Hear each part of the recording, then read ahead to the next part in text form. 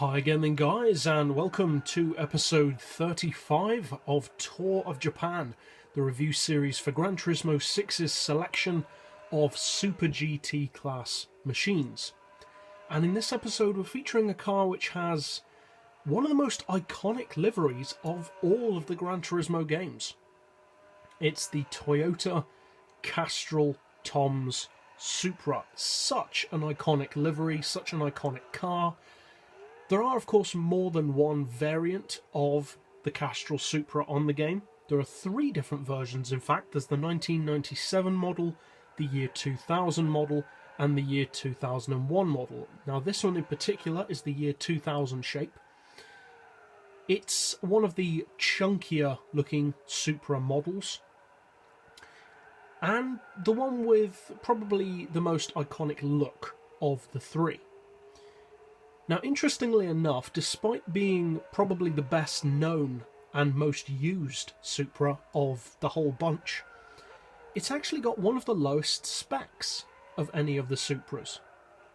Now, it's certainly no weakling in terms of overall spec, but it's surprisingly low. You'd probably expect it, given its historic importance within the Gran Turismo franchise, to be putting out some pretty class-leading numbers. Now, in some ways it's on par with the other Supras, but in other ways it's not as high as you'd think. Now, the engine is a 2-litre, as many of the Supras use. It puts out 812 horsepower, which actually makes it the second lowest powered Supra, putting it just above the Denso Sard Supra. The torque figure on this particular model is 719 foot-pounds. It weighs in at 1100 kilos, which is good. That's on the lower end of the GT500 spectrum. And its PP is a pretty good 645, so no way near as high as many of the other modern GT500 cars. And, as I've mentioned before, I consider that to be a good thing. The fact that it's already a slightly lower PP means that you don't have to detune it as much to get it into different PP brackets. Now, the horsepower per tonne on this car is 738, so even though it does have slightly inferior specs to some of the other Supras, it's still no slouch, that's for sure. The top speed is well in excess of 220 with low downforce, the acceleration is still very strong, and just like pretty much any Super GT car, it's capable of winning races. Every single Super GT car on the game, both GT300 and GT500 class, is more than capable of winning with the right driver. Some are slightly more challenging than others, but they all have that potential. Now, this car, I would say, definitely has its own distinct personality among the Supras, and I'm not just saying that because of the iconic livery. It actually does feel different. The handling feels different even to the Castrol Supra that came out a year later, which will be featured later on in this series, but even compared to that car with only 1 year difference between them, they do definitely feel different to drive. And not just in terms of straight line power, because obviously there is a difference there, but I'm talking more about handling and drivability.